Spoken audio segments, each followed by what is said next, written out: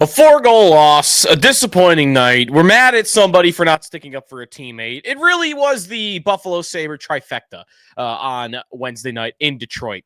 But actually, no, not good things to come out of the game. Some anger, and I got a question about the general manager coming up here on the Locked On Sabres podcast.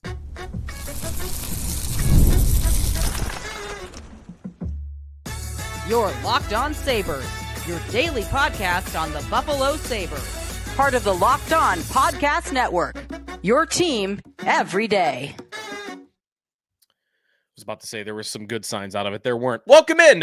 What's up, everybody? Welcome into a Thursday edition of the Locked On Sabres podcast. Thanks for making us your first listen every day. We are free and available wherever you get your podcasts. You can check us out on our YouTube channel where you can watch the show. Be sure to like and subscribe us there.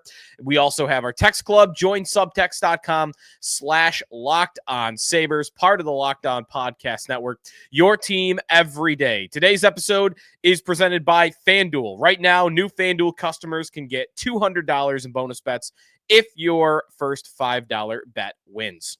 Sneaky Joe DiBiase, day after a loss. What else is new? The Sabres fall to the Red Wings, and there's a lot to get to from this game. And one individual that we literally just talked about yesterday, and whether he was someone that needed to have a strong final month to convince everybody that he should remain in blue and gold going forward, had a night where everyone was mad at him at the end of it, again, because you just question the guy sticking up for teammates and whatever. Matias Samuelson will come up again a little bit later on. I want to get to kind of a short preview of what we'll expand on with him more so when the season ends, which is options, buyout, trade, keeping him around. He's got a lot of time left on that contract. We'll get to that on Samuelson coming up later on in the show. Is Kevyn Adams going to be the GM? What do we think?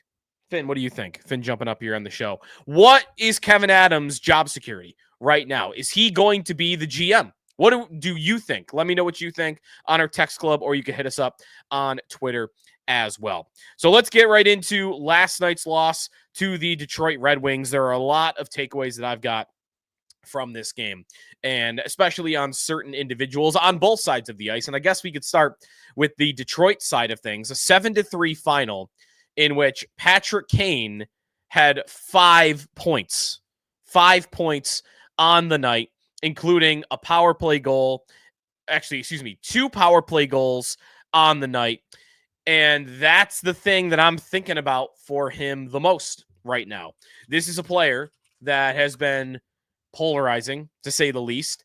There are a section of Sabre fans that have always wanted to see him in blue and gold playing for the Sabres.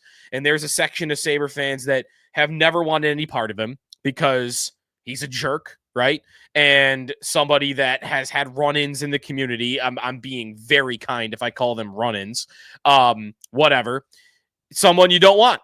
And, if you don't even care about that part of it, the idea that he was shot. And I remember saying that myself at the time.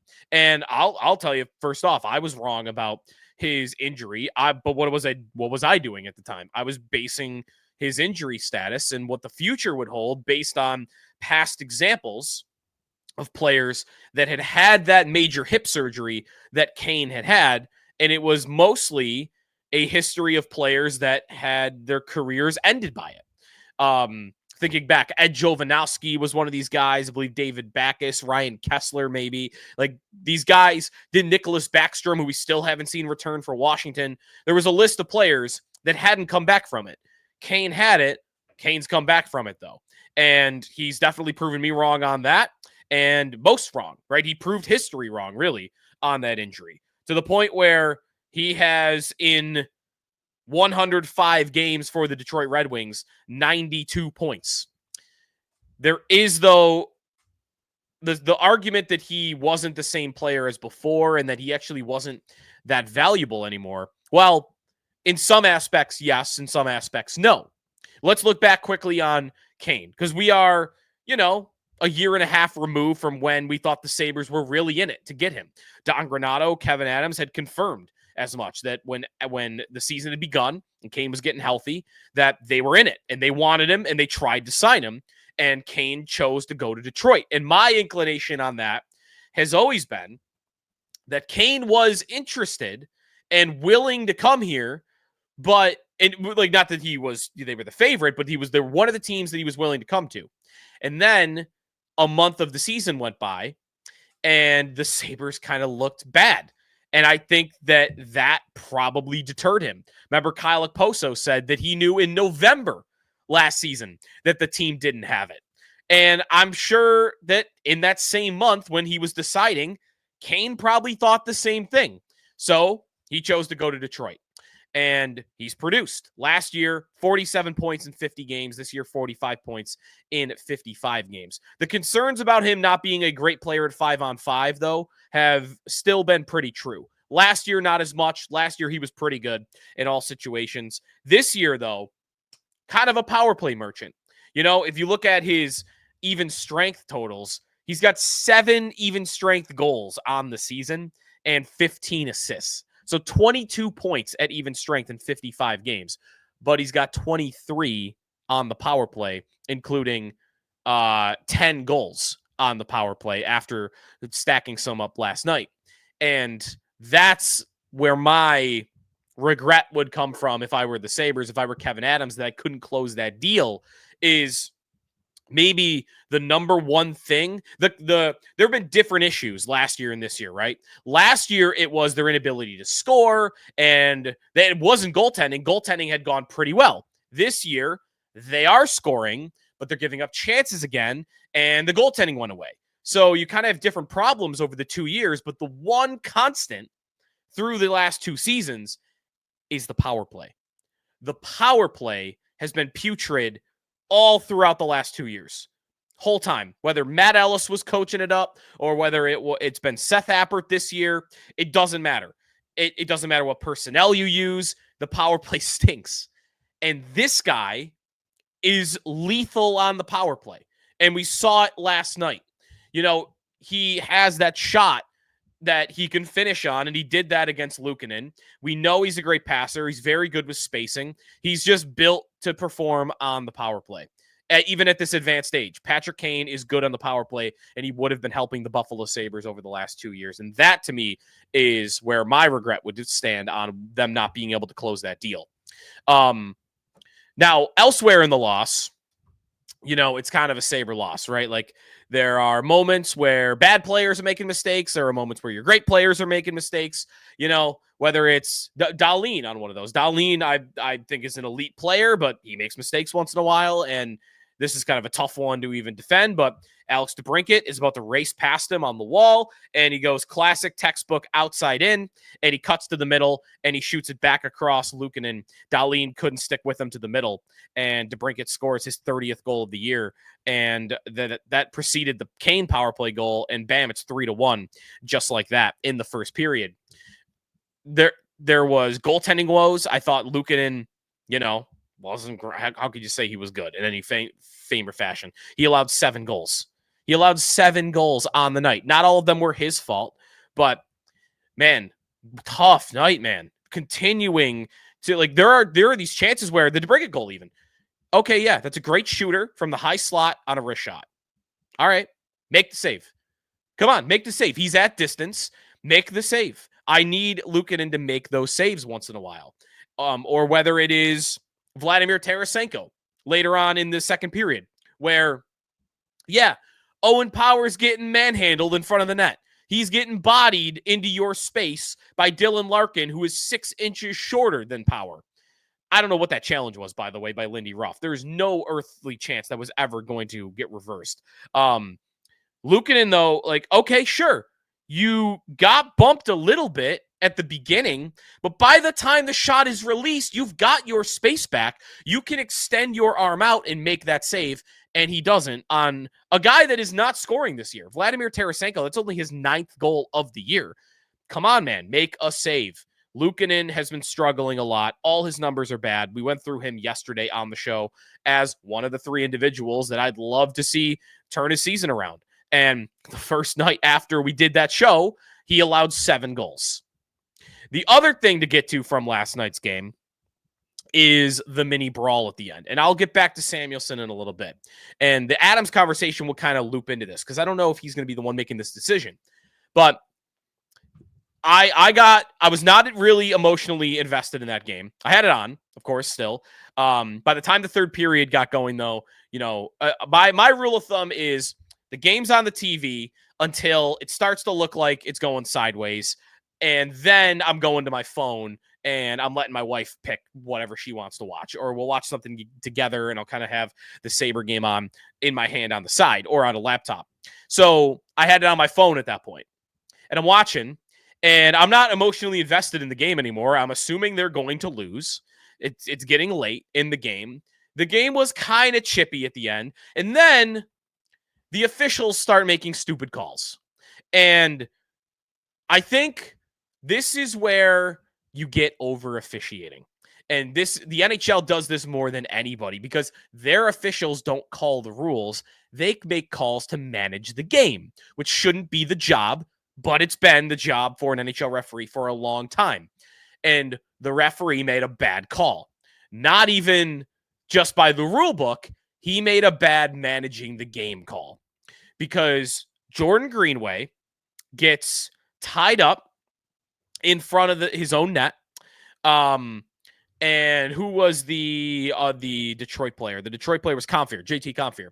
So they get mixed up at the 12:28 mark of the third period.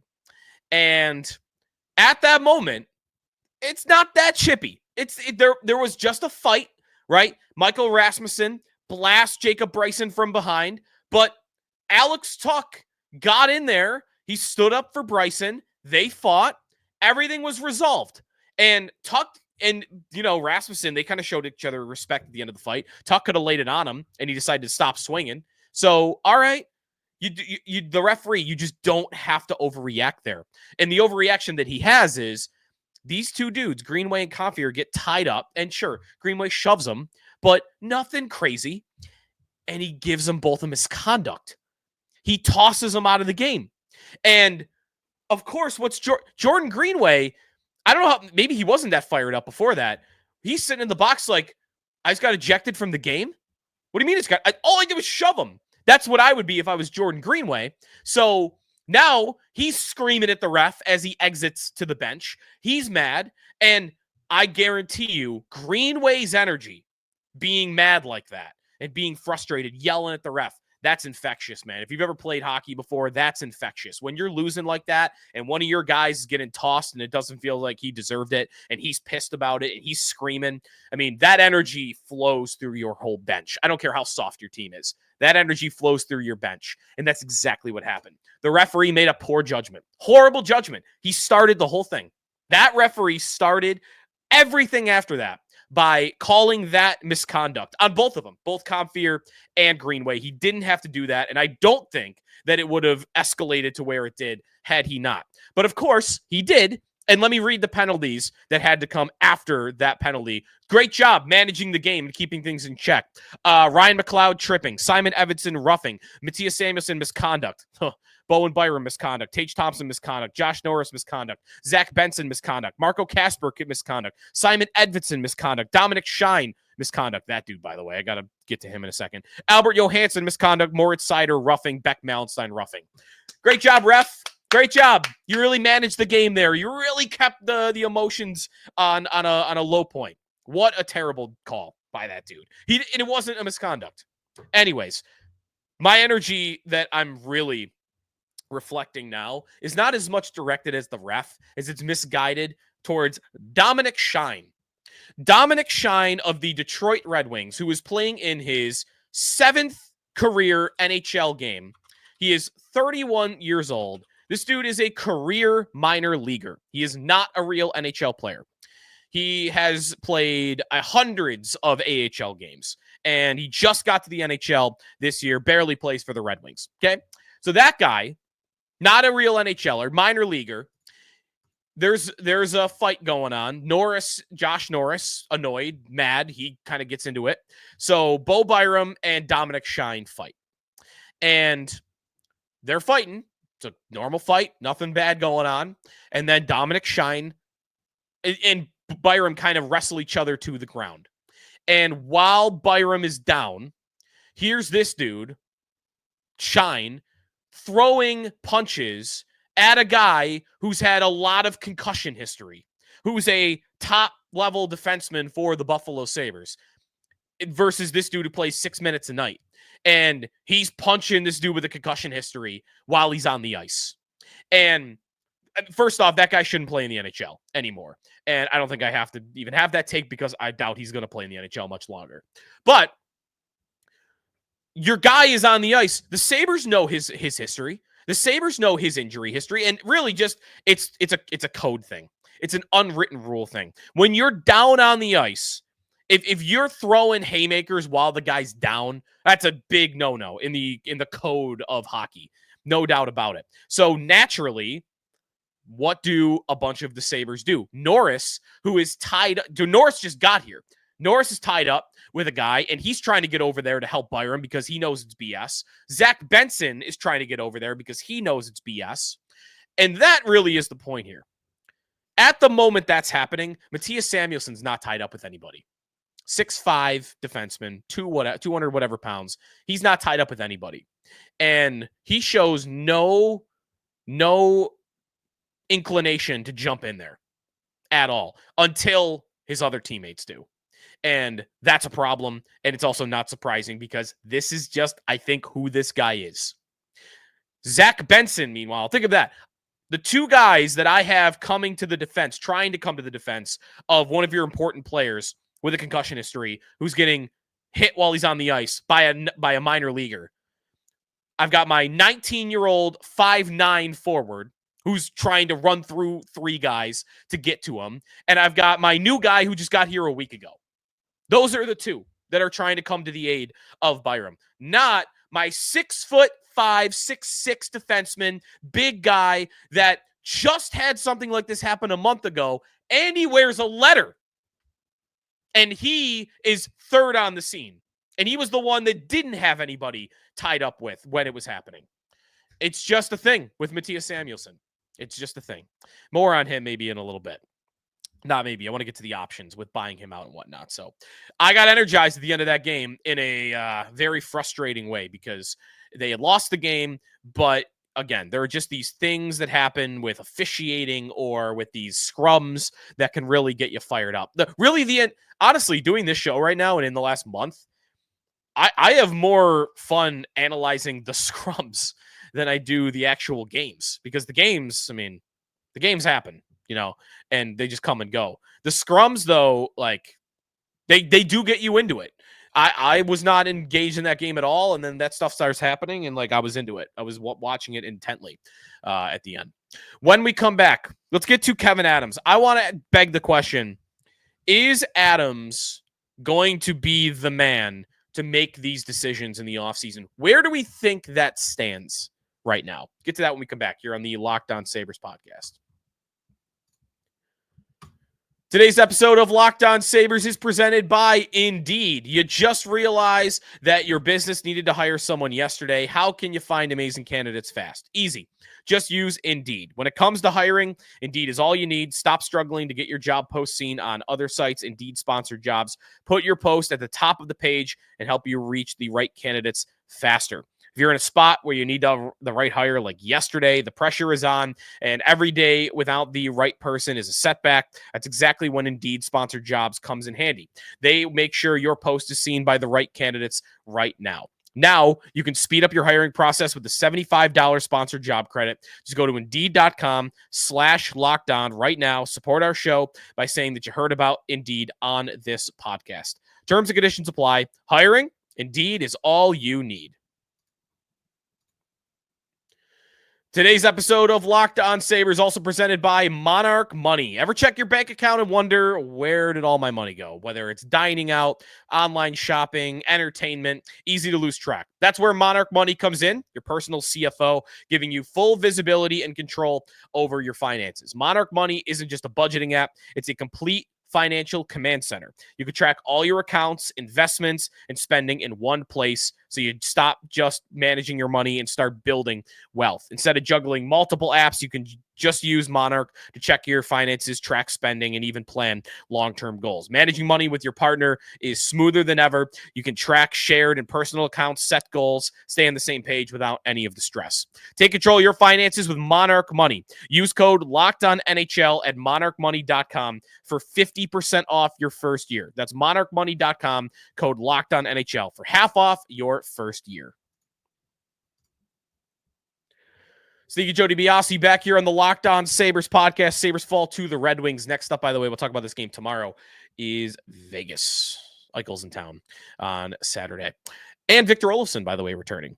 Anyways, so I was talking yesterday on the show about Samuelson and Luukkonen and Quinn and these decisions that are going to come. We'll talk about some of them with Samuelson in a minute that are going to come this offseason. And I heard Chopin Bulldog talking about this on WGR, and I wanted to touch about it here. Whether or not, I don't know that anybody is really debating whether or not Adams should still be the general manager. I'm not even going to put that poll up because I'd expect it to come back 99% no, that no Sabre fan is interested in seeing him continue. I don't know what the argument would even be for seeing him continue as the general manager. So that's not even really an interesting question because everybody agrees. But do people think he's going to stay on or get fired? Because that's a tough question. And that is, I think depending on the individual, you might have some people that feel like, oh, of course they're going to do it. They have to do it. There's one side of me that thinks that Don Granato, I didn't think he'd get fired because it was the same attitude a year ago now, which is, they just don't want to act and they don't want to pay guys not to work for them and they love their own and they don't want to make moves. And they did. They brought in a guy they knew that was in the family, but they did make a move. So same, logic here with Adams, that you shouldn't just assume that they won't do anything. They will. And then there is the other side of, well, Adams, unlike Granato, has been working for the Buffalo Sabres for more than a decade in different capacities. And, Pegula seems to love him. I don't know if that relationship has changed in the last year or so as the team has faltered, but he's a Pegula guy. And he just made the Cousins trade. And you might think, well, if he's allowed to make the Cousins trade, then that probably indicates that he's going to be on in the offseason. Well, I'll say this, though. If you go back in time, was there ever a GM firing that we expected? What would the signs be during a year that, the GM's going to get fired? Because the owner doesn't speak about the Sabres. He hasn't done that in 5 years. So therefore, there's nothing that we can listen to and try to decrypt and pick up on, like, what does he mean here when he says this? Or he said this about the GM. We don't have that. It's only Adams speaking. And there's no reporting from anybody on this. So there's really nothing to go on what would a signal be. Show me a sign that Adams is about to get fired. What would it be? I don't know what it would be. I don't know that there would be one. And that kind of is evidenced by the last three general managers. When Jason Botterill was fired, and remember that was more COVID-related, finances and not wanting to fire people because they had just given him a vote of confidence a month before.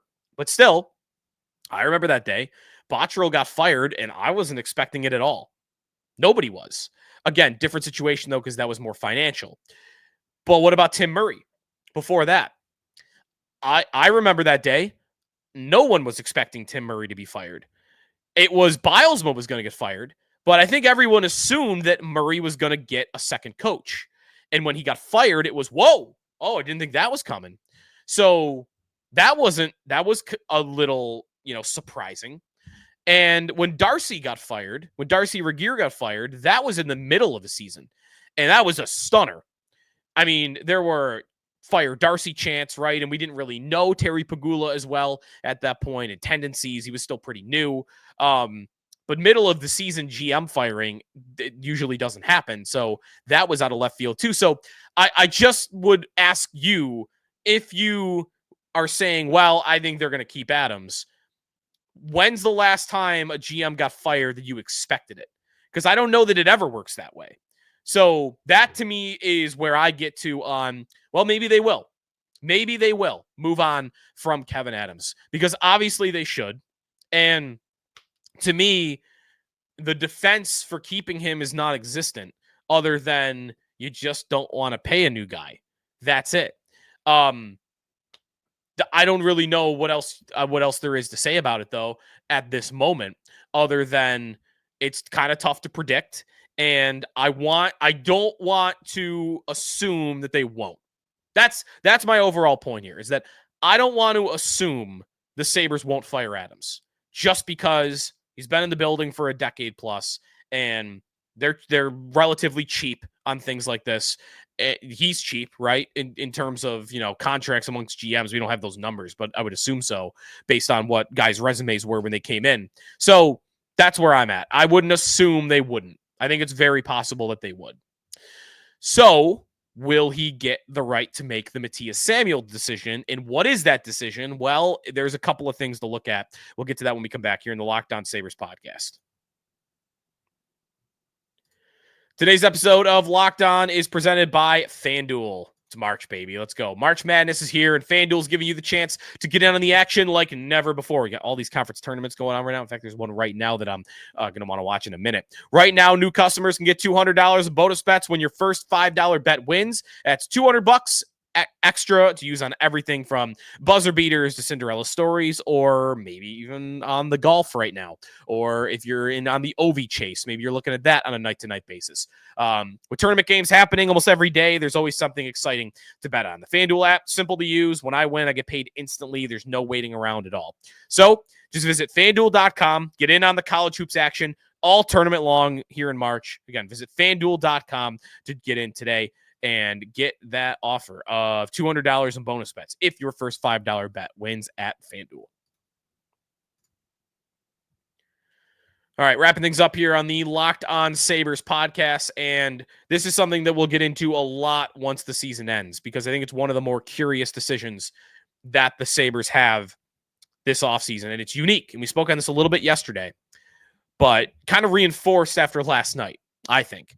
A lot of people angry at Samuelson after last night again, because really it's, if you're not sticking up for teammates the way you should at your size, and you're not fast, and you're not very good with the puck, and you're not overly physical even outside of the scrums, like within the game, you're not overly physical. You don't throw bone crushing checks. You kind of get to with Samuelson, what do you really do here? It's the, Was it Creed in The Office? What do you really do here? And then it cuts to him. He's like, what is with this guy asking all these weird questions?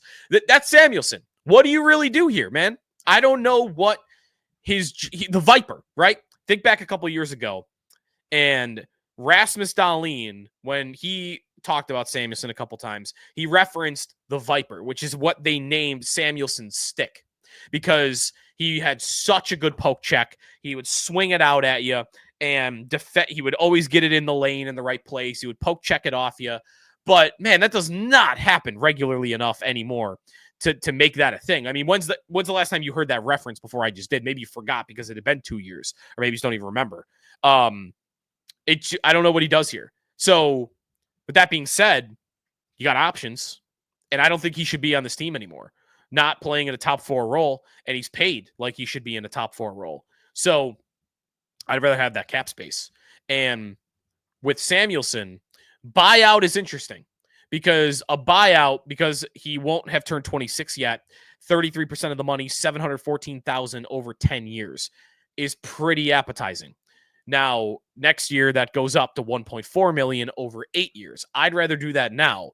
The bigger question, though, is going to be, and this is even if they do want to move on from Samuelson. If they do you think you could trade him? Do you think there's a team out there that is willing to take a shot at him on his current contract? And I am skeptical of that. I appear to be in the minority, though, because I tweeted out the buyout details on Twitter. And a lot of the reaction that I had was people believing, oh, no, you could find a trade for him. He's young enough. He's 24, right? And it is a salary, $4.2 million, but it's not $7 million. And he's under contract for 4 more years. No, actually 5 more years. Man, it's a long contract. 5 more years after this year. So, all right. Some believe that you could trade him. Maybe just a team would take him for like a 5th round pick or something. But I'm not assuming that. I am not assuming the league watches these guys. Sure, there are some GMs of the league you could get one over on that might think, the big physicality, the size is something that they should be looking for. But I wouldn't assume that there's a team that would trade for him. It's not. He is just in no way. There's no argument, not analytically, not for the film of it, not vibes, nothing. There is no argument in the world that he is worth $4.2 million. And I don't know why any GM would arrive at, oh yeah, I'll take him for free even at that contract, unless they just don't watch him. There might be some GMs like that out there, though, to be honest. Bill Guerin. But yeah, so that's where I'm at. I'm not assuming he's able to be traded, but that would be the thing I would do. If I were the GM, the first thing I'd do this offseason is see if I'll call all 31 teams and see if anybody wants to give me anything for Matias Samuelson. And if not, I would be buying him out this summer because I wouldn't want to see that guy. I wouldn't want to see him on the opening night roster next year, personally. All right, that's going to do it for us today here in the Locked On Sabres podcast. Sabres and Golden Knights on Saturday. We'll talk about Eichel coming back again on Saturday afternoon. We'll get to that tomorrow here in the Locked On Sabres podcast. So come back for that. If you got a thought on anything we had to say today on Adams, Samuelson, the scrum at the end of the Detroit game, Luukkonen, feel free to reach out. Join subtext.com/LockedOnSabres is the place you can sign up for the text club. Twitter also, and Blue Sky also good as well. If you're looking for more of your Ovechkin talk and some of your league-wide topics, be sure to check out Locked On NHL, bringing you daily league-wide topics, stories that matter with the local coverage that you love from Locked On. Plus, you can get them on YouTube. Find Locked On NHL on YouTube or wherever you listen to your podcasts. We'll talk to you tomorrow here on the Locked On Sabres podcast, part of the Locked On Podcast Network, your team every day.